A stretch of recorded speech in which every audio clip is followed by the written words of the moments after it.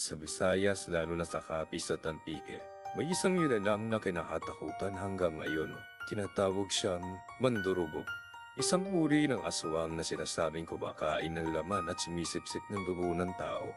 Sa araw, isa siyang magandang dalaga, mahinhin, mabighani at tila walang bahid ng kasamaan.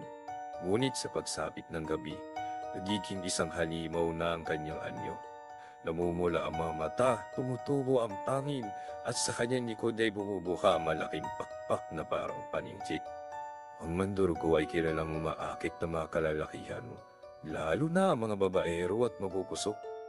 Sa oras ng kanilang pagtulog, nilipad siya sa bubong o sisilip sa bintana. Dahan-dahan niyang ilalabas ang kanyang mahabang dila. Matalim at parang karayom ito. Ito'y gagamitin niya upang itusok sa dibdib na kanyang biktima.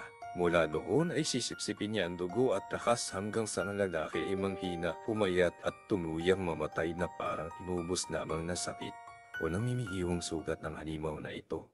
Kaya madalas akalain ng mga tao na ang biktima ay simpleng namatay lamang sa pagkakasakit. Ngunit sa likod ng hiwaga, naroon ang halimaw na umuubos na kanyang buhay. May maalam na panlaban ang mga matatanda laban sa Mandurugo. Sinasabing epektibo ang bawang, asin, abo at ang mga pananamit.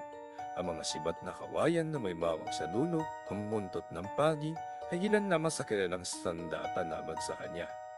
Ngunit sa kabila nito, patuloy pa rin niya sinasalaysay ang kanyang kwento bilang paalala at babala na sa dining ng gabi, baka hindi lahat ng kagandahay ay ligtas yakapin.